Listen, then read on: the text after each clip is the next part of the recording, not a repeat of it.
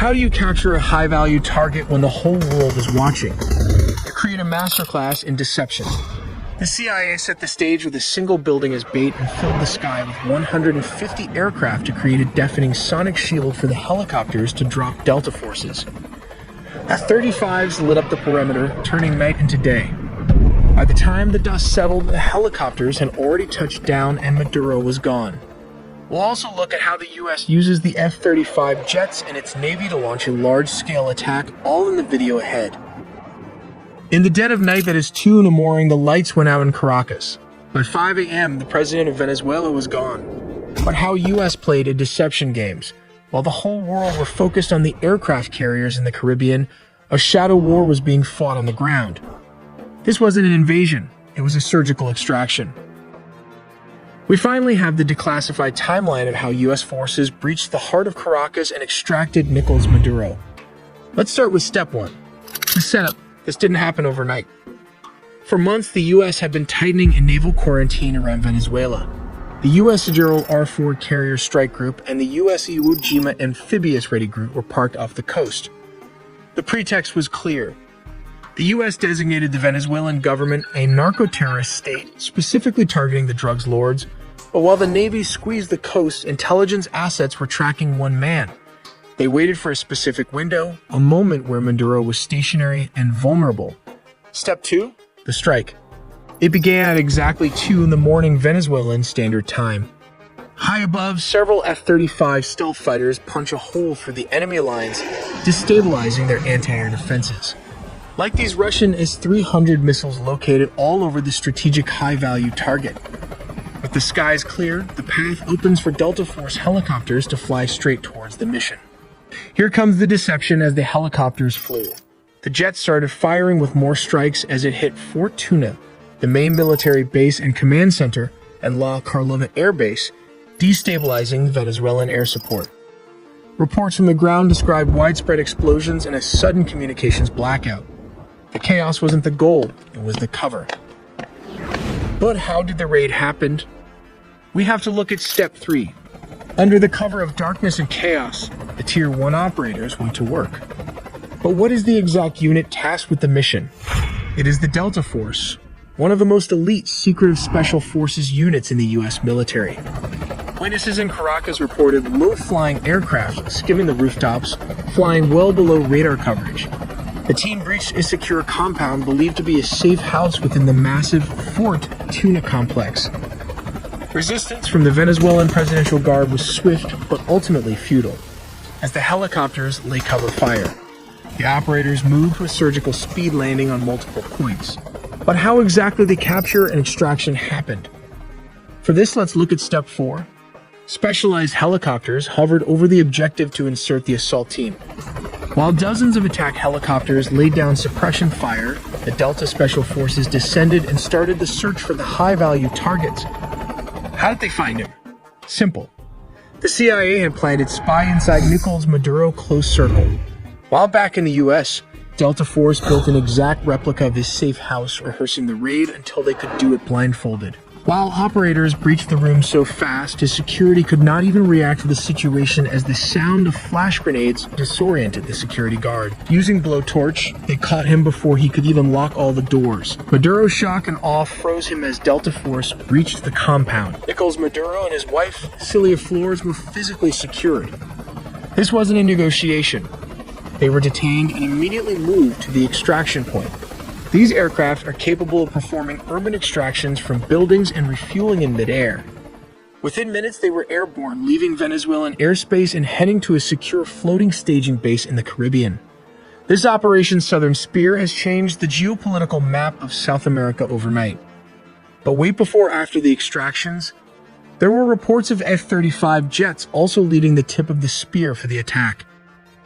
We'll look how the United States used F-35 jets instead of X-16s for operations in Venezuela, because this is a well-organized and militarized Venezuela has positioned advanced Russian S-300 missile systems, Chinese radar networks, integrated Russian air defenses, and Shahed drones along its borders. This creates a highly lethal and challenging environment that older F-16s would struggle to survive. As stated, around 150 aircrafts and a massive 8 U.S. destroyers were stationed there. It also has 3 amphibious aircraft carrier and surveillance plane to turn it into a massive command and control juggernaut capable of overcoming a modern military's air defenses. Signals a readiness to counter Venezuela's entire air defense network if necessary. But why Venezuela Air Force failed to intercept? As of 2025, Venezuela's fighter jet fleet consists mainly of approximately 21 Sukhoi Su-30 multirole fighters delivered by Russia between 2006 and 2008, which now form the backbone of their combat air power. Additionally, they maintain about 5 operational S-16 Fighting Falcons for an older batch, including 3 single-seat S-16As and 2 two-seat S-16Bs. These S-16s are aging and suffer from limited maintenance and part support due to U.S. sanctions, although they have been supplemented with Israeli upgrades. Venezuela acquired its S-16 jets from the United States through a foreign military sales agreement called Peace Delta in May 1982, during a period of good diplomatic and military relations. They were the first Latin American country to receive the S-16, with deliveries occurring between 1983 and 1985. The reason the U.S. does not use S-16s in current operations is because these jets lack the stealth capabilities necessary to evade the S-300 and other integrated defenses. The advanced S-300V or anti-2500 systems, supported by dense Chinese and Russian radar, can easily detect and target older aircraft at long ranges. Sending S-16s into such an environment would result in high attrition risks, as they are vulnerable to radar detection and missile engagement. Not to forget the Russian Buk air defense system that can take out an S-16 with ease. These are cheap. Our 15 or 24 Buk systems are already active and mobile all over the country. Additionally, S-16s are less effective in contested airspace saturated with drones, especially the Iranian Shahed drones used by Venezuela for reconnaissance and kamikaze strikes. The F-35, however, offers crucial advantages. Its stealth design enables it to fly undetected or with much lower risk, making it effective against advanced surface-to-air missiles and network radar systems. Its sensor fusion, electronic warfare, and data link capabilities allow it to simultaneously suppress and target mobile and fixed air defense positions, adapting rapidly to counter Russian and Chinese radar configurations. While the aircrafts took out the anti-air defenses Venezuelan military as a whole, this allowed the CIA and special forces to advance towards its target. The overwhelming presence of advanced Russian, Chinese, Iranian, and indigenous air defense and drone systems on the Venezuelan border means that the stealth fighter jets, or the first wave of attack, provide both the survivability and strike capability required for such operations. But how do they rotate clockwise? Well, the distance from Puerto Rico to Venezuela is about 1,300 kilometers. This is roughly 810 miles, which translates to around 1.5 hours of flight time for an F-35 flying at high subsonic speeds. These jets rotated clockwise as its combat radius is approximately 770 miles, meaning it can reach most of Venezuela from Puerto Rico with careful fuel management and limited loitering.